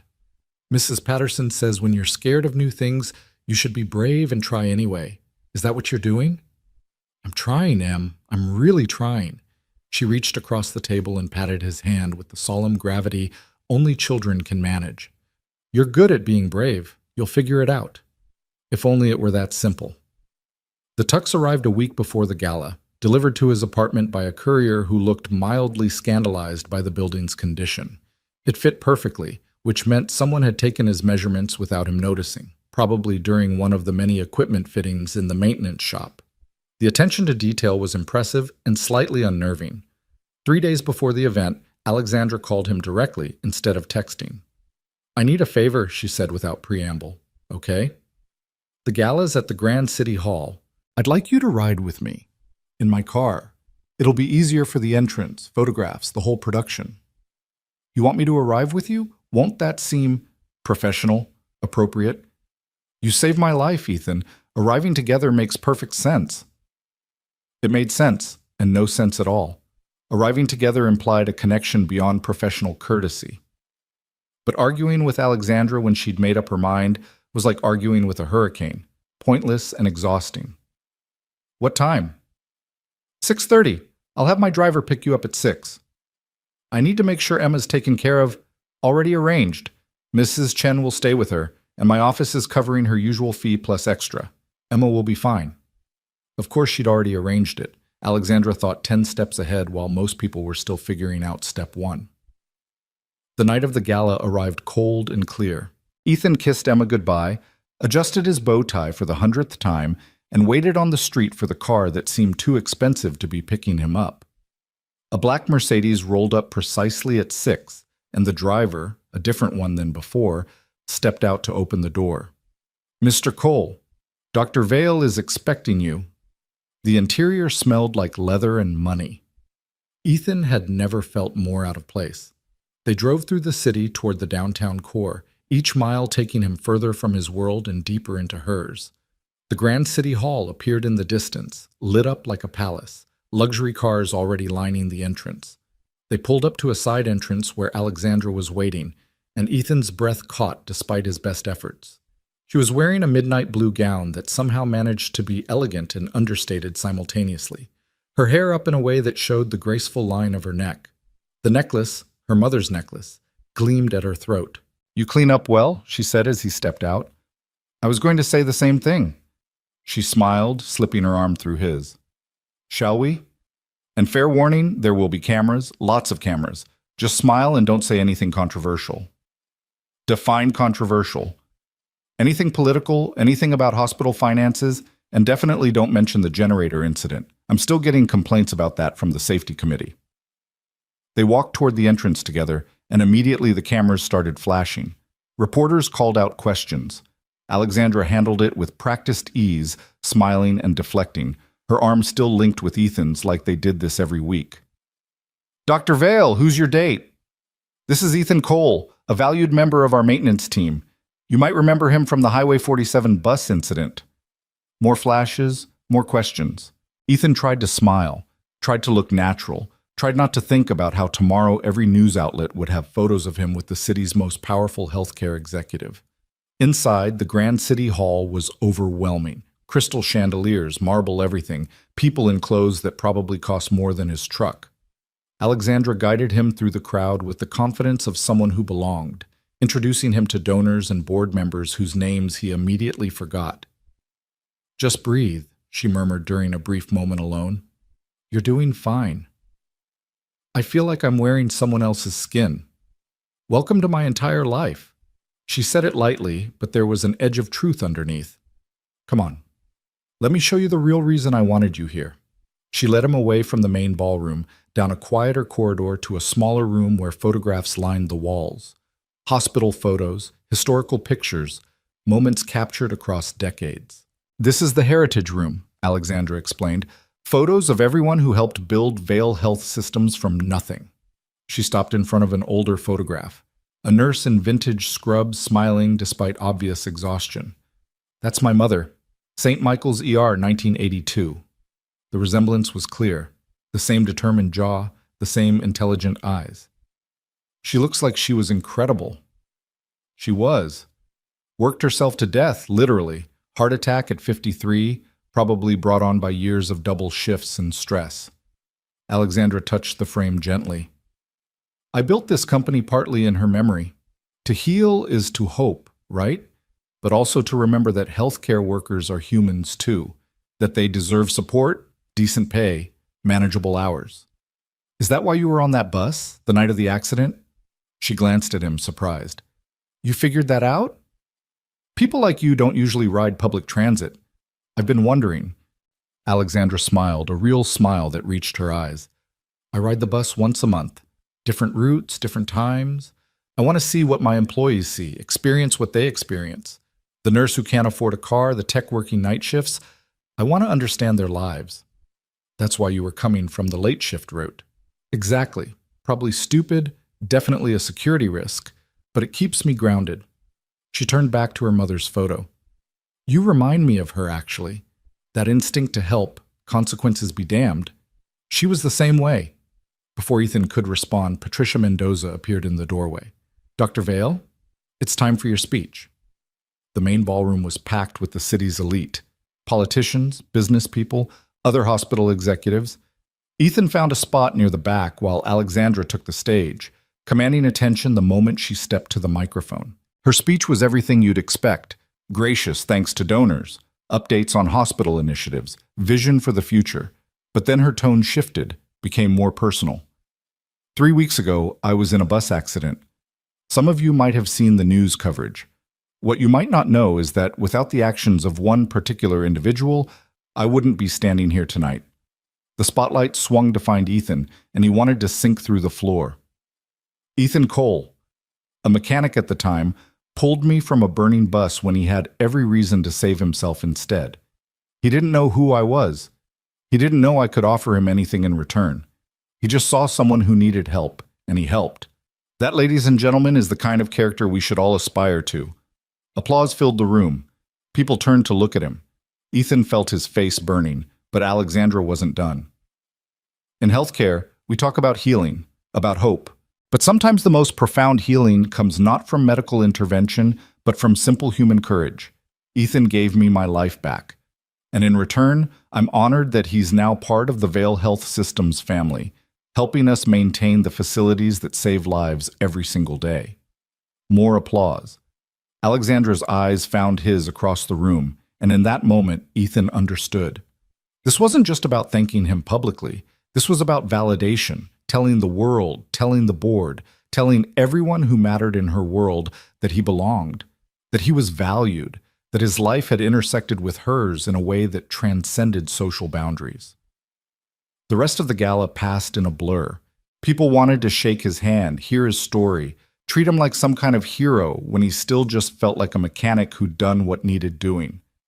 Alexandra worked the room, always aware of where he was, occasionally catching his eye across the crowd. Around 11, she found him on a balcony where he'd escaped for air. Sorry about the spotlight, she said, joining him at the railing. I might have gone a bit overboard. You think? I wanted people to know, to understand that heroism doesn't have a price tag or a pedigree. I'm not a hero, Alexandra. I just did what anyone would do. No, you did what you would do. Most people would have driven past. She turned to face him, close enough that he could smell her perfume, something subtle and expensive. Thank you for being here tonight. I know this isn't your world. It's really not. Is that a bad thing? Ethan looked at her, this brilliant, powerful woman who ran an empire and rode city buses to understand her employees' lives. I don't know yet. Ask me again in a few months. I will. She held his gaze, something unspoken passing between them. Then Patricia appeared again, calling her back inside for more rounds of donor schmoozing. Ethan stayed on the balcony a while longer, looking out at the city lights and wondering what the hell he'd gotten himself into. A month ago, he was a struggling mechanic counting pennies. Now he was wearing a tux at a gala, being praised by one of the most powerful people in the city, feeling things he absolutely shouldn't feel. The car took him home around midnight. Emma was asleep, Mrs. Chen drowsing on the couch. He paid her, thanked her, then stood in Emma's doorway watching his daughter sleep in her too-small room in their too-small apartment. Everything was changing. Everything had changed, and Ethan wasn't sure if he was ready for what came next.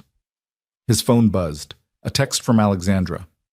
Thank you again for tonight. You gave me more than your presence. You gave me hope that good people still exist. Sleep well. A. Ethan looked at the message for a long time before responding. You make it easy to hope. Thank you for everything. Her reply came immediately, just 2 words that carried more weight than they should. Just beginning. The photograph appeared in the Sunday paper, front page of the lifestyle section. Alexandra in her midnight blue gown, Ethan in his borrowed tux, her arm linked through his, both of them smiling at something outside the frame. The caption read, Dr. Alexandra Vale with Ethan Cole, the maintenance worker who saved her life, at Friday's Healthcare Advancement Gala. Emma found it first, squealing with delight over her cereal. Daddy, you're in the newspaper. You look so fancy. Ethan stared at the photo, his coffee forgotten. They looked good together, natural, like they belonged in each other's orbit. That was the problem. That was the dangerous illusion that would get him hurt if he wasn't careful. His phone started ringing before 8 a.m. Frank, congratulating him. Mrs. Chen asking if he was dating that rich hospital lady. Rodriguez texting, saw the photo. You're playing with fire, bus guy. Different kind than the generator, but still gonna burn. She wasn't wrong. Monday morning, the hospital felt different. People stared, whispered. The photo had made the rounds, and suddenly Ethan wasn't just the new maintenance tech or even the bus hero. He was the guy who'd shown up to the gala with Dr. Vale, who'd been publicly praised, who'd crossed some invisible line between staff and, what, friend? Something else? Marcus called him into the office before his shift started. You doing okay, Cole? I know the attention can be intense. I'm fine. Because if you need to transfer to a different facility for a while, let the attention die down. I said I'm fine. Ethan's voice came out harder than intended. Sorry, I just want to do my job. Fair enough. But heads up. Some people are saying you're getting special treatment because of Dr. Vale. That you bypassed the relay last month and didn't get written up because you're her favorite. Just be aware of the politics. Ethan had never been good at politics. He fixed things. He showed up, did the work, went home. But apparently that wasn't enough anymore. Apparently saving someone's life came with complications that extended far beyond the moment of rescue. He threw himself into work with renewed focus, taking the least desirable assignments, working late, proving through action what words couldn't convey. By Wednesday, some of the tension had eased. By Friday, he was starting to believe maybe things would settle back to normal. Then Alexandra showed up in the maintenance shop. She never came to the basement, ever. Her appearance sent ripples of shock through the crew. Rodriguez actually dropped the wrench she was holding. Mr. Cole, may I have a word? Alexandra's voice was professional, her expression neutral, but Ethan saw the strain around her eyes. They walked to an empty equipment room. She closed the door. We have a problem, she said without preamble. The photo.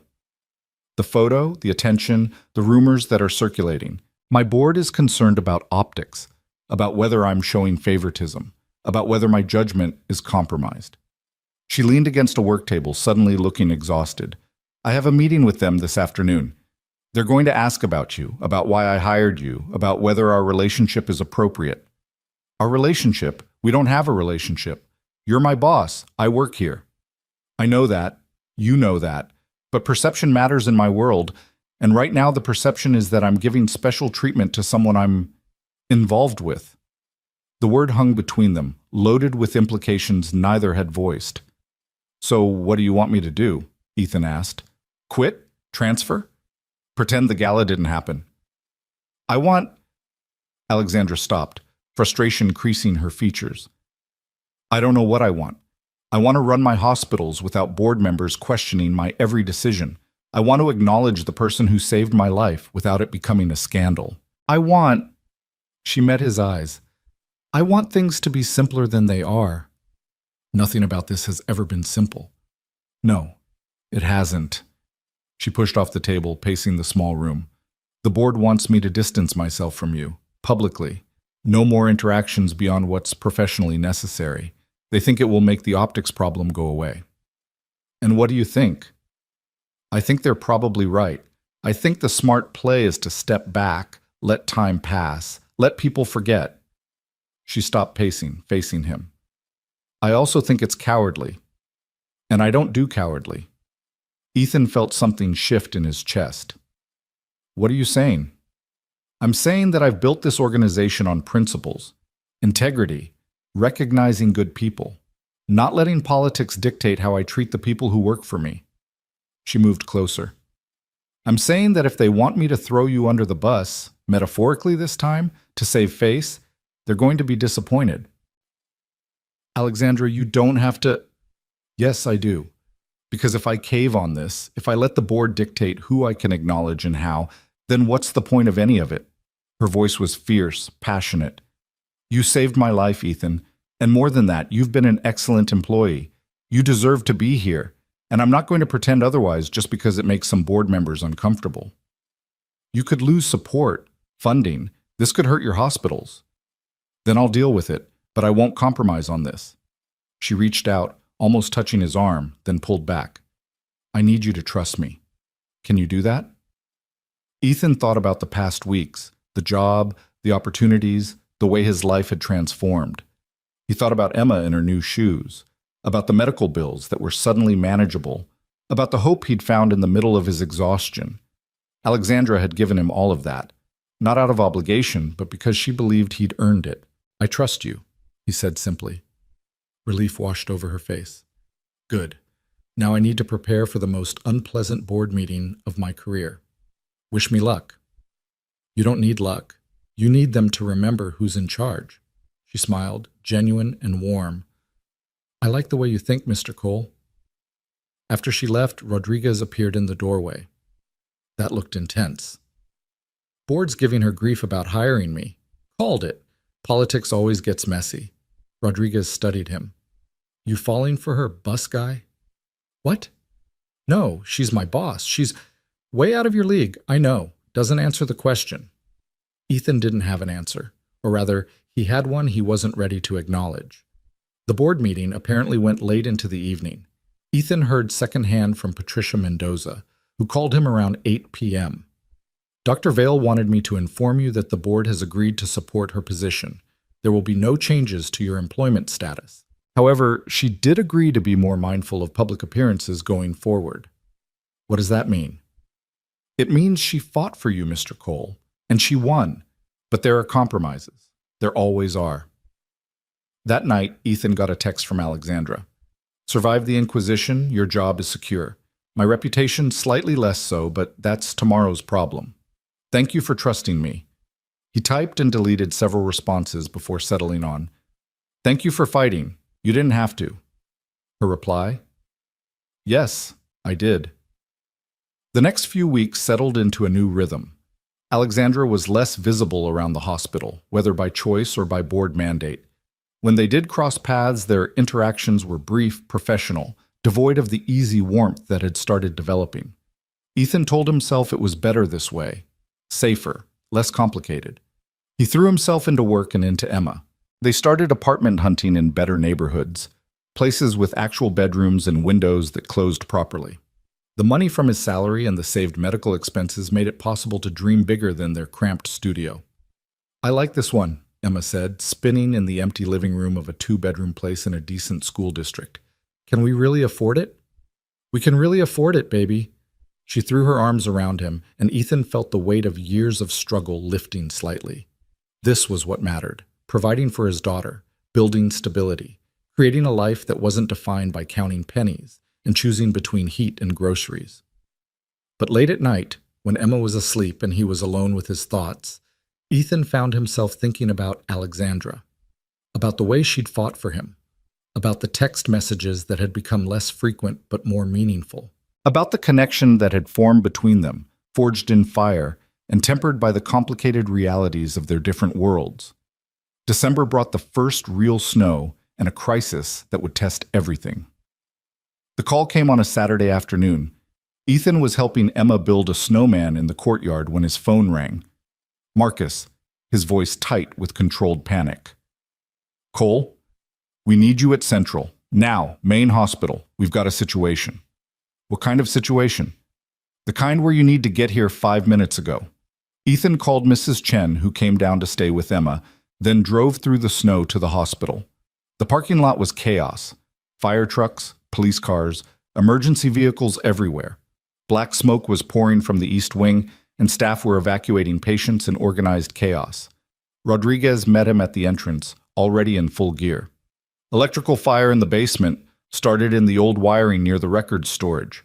It's spreading fast, and there are concerns about the whole electrical system going down. What do you need me to do? We need to manually shut down the main power grid before the fire reaches it. If it blows, we lose everything. Life support, surgical suites, the works. But the shutoff is in the basement, near the fire. Of course it was.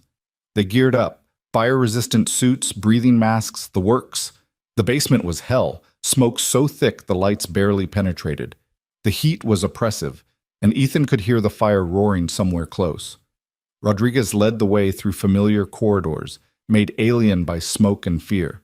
The main shut-off panel was in a room already filled with smoke. Through the haze, Ethan could see flames licking at the walls, getting closer. They had minutes at most. "Start with the non-critical systems," Rodriguez shouted over the noise. "Work down to life support last. Give them time to switch to battery backup." They worked in tandem, flipping switches, cutting power in carefully calculated stages. The process should have taken 5 minutes. With the fire closing in, they had maybe 3. Ethan's hands were steady despite the heat, despite the fear, despite the memories of another fire threatening to overwhelm him. He thought about the patients upstairs, about the doctors and nurses trusting that he'd keep the systems running long enough to save lives. He thought about Alexandra somewhere in this building, probably refusing to evacuate until every patient was safe. The last switch, life support, critical care, the systems that kept people breathing, hearts beating, lives continuing. "Now!" Rodriguez shouted. Ethan threw the switch. The room plunged into darkness except for the flames. Emergency lights kicked in, running on battery backup. They'd done it. "Move! Now!" Rodriguez grabbed his arm, pulling him toward the exit. Behind them, something exploded, probably a transformer. The blast sent them stumbling, but they kept moving, navigating by feel and memory through smoke-filled corridors. They burst out of the basement into the main lobby, gasping for air, covered in soot. Fire crews moved past them, heading into the inferno they'd just escaped. Medical staff were stabilizing evacuated patients, and there, in the middle of the chaos, directing operations with the calm authority of a general, was Alexandra. She saw them emerge, and something in her expression cracked, relief so profound it was almost pain. But she didn't run to them, didn't abandon her post, just held Ethan's gaze for one long moment before returning to the crisis at hand. The fire was contained within 2 hours. No casualties, no critical injuries, all patients safely evacuated or maintained on backup systems. By the time the smoke cleared, it was after midnight. Ethan sat on the curb outside, still in his fire suit, too exhausted to move. Alexandra found him there. She ditched her professional blazer somewhere, her white shirt streaked with soot, her hair falling out of its careful pins. She looked human in a way he'd never seen before, vulnerable and fierce and beautiful in her dishevelment. "You went into the basement," she said, sitting beside him on the cold curb. "Someone had to. It could have killed you. Again. Do you have a death wish?" "I have a life wish, for everyone in that building, including you." She turned to look at him, and in her eyes he saw fear and anger and something else he couldn't name. "I can't keep watching you run into fires, Ethan. My heart can't take it." "Then stop watching. Go back to your office, your board meetings, your safe distance."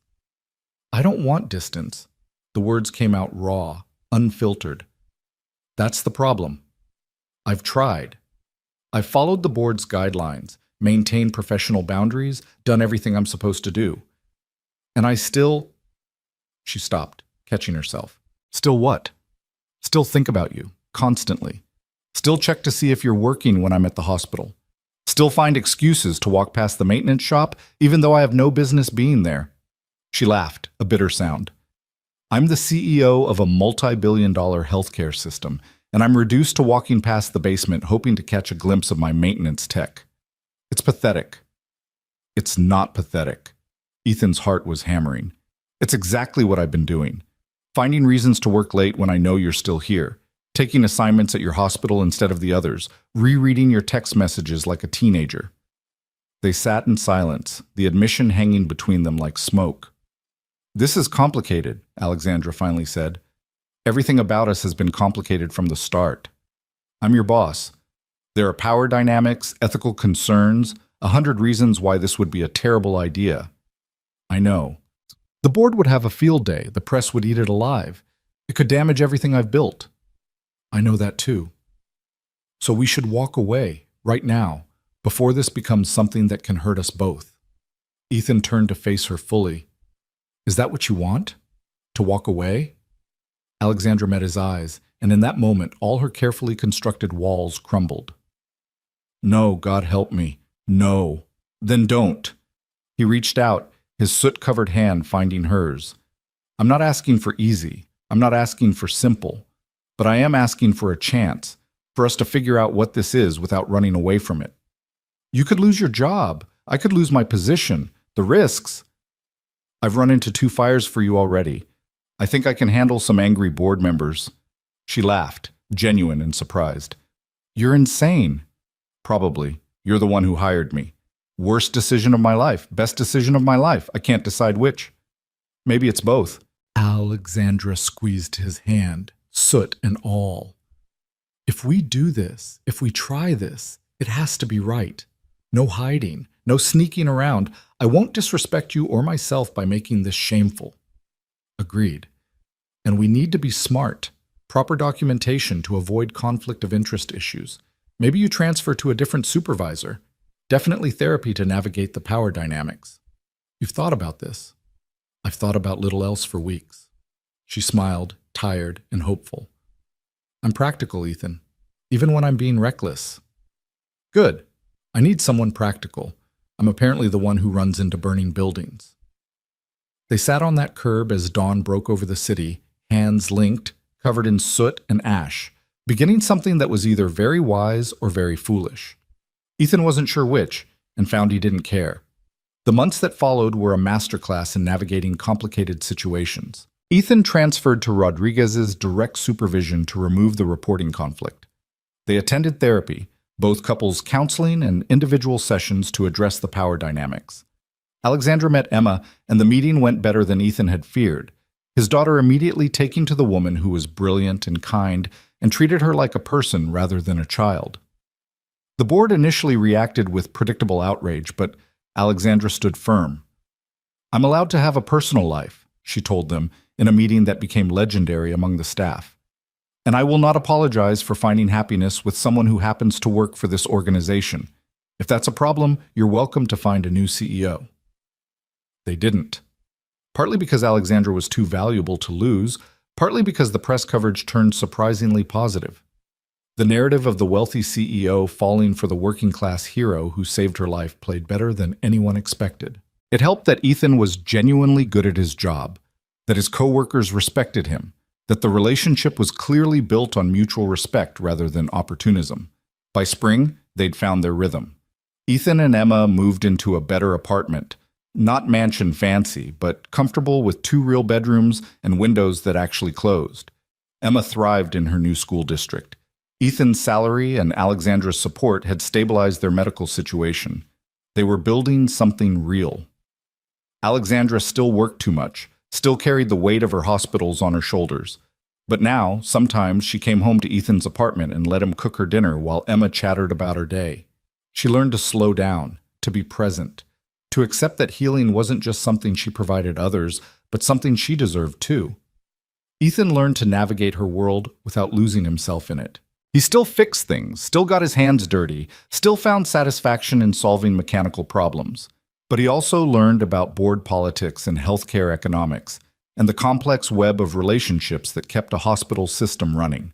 They weren't perfect. They fought about work-life balance, about Emma's needs versus Alexandra's schedule, about the public scrutiny that never quite disappeared. But they fought fair, and they always came back to each other, remembering the fire that had brought them together. The 1-year anniversary of the bus accident fell on a Thursday. Alexandra took the day off, unprecedented, and insisted on riding the evening bus route where it had happened. Ethan joined her, Emma between them, as the bus traced the familiar path along Highway 47. "What are we doing, Daddy?" Emma asked, confused by the unusual outing. "Remembering something important," Ethan said. The bus stopped at a red light near the spot where the accident had occurred. Someone had placed a small memorial, flowers, and a plaque honoring the emergency responders who'd helped that night. Alexandra stared out the window at it, her hand finding Ethan's.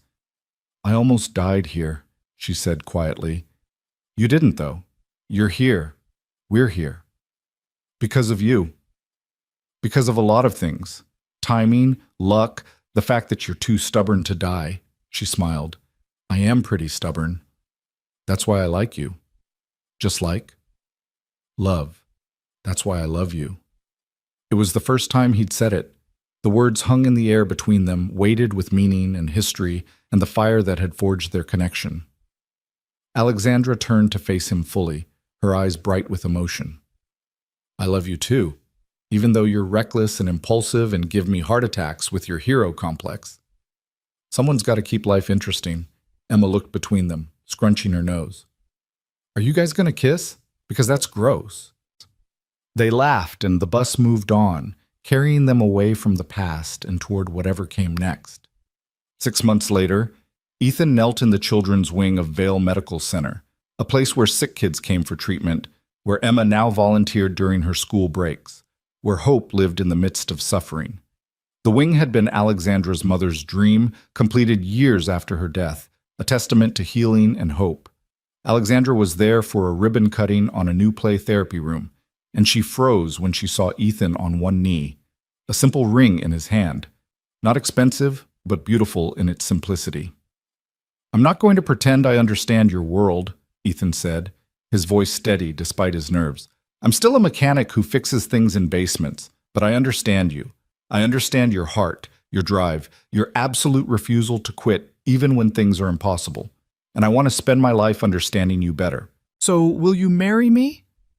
The staff watching started crying before Alexandra even answered. Emma was grinning from her spot next to Mrs. Chen. The children in the wing, the ones healthy enough to watch, were waiting with breathless anticipation. Alexandra looked at him. This man who'd pulled her from fire, who'd fought for their relationship when it would have been easier to walk away, who'd shown her that healing worked both ways. She thought about her mother's inscription. To heal is to hope. "Yes," she said, her voice breaking slightly. "Absolutely yes." The ring fit perfectly, because of course it did. Ethan had measured her finger one night while she slept, practical even in romance. As he stood and she pulled him into a kiss, the children cheered, the staff applauded, and Emma yelled, "Finally!" loud enough that everyone laughed. That evening, they stood on the balcony of Alexandra's penthouse. Ethan still marveled that she lived in a penthouse, looking out at the city lights, the same view she'd shown him from her office, but different now. Not two separate people from different worlds, but two people who'd built a bridge and chosen to cross it together. "You know this is insane, right?" Alexandra said, leaning against him. "The CEO marrying her maintenance tech. The board will never let me live it down." "Let them talk. You've already proved you don't need their approval."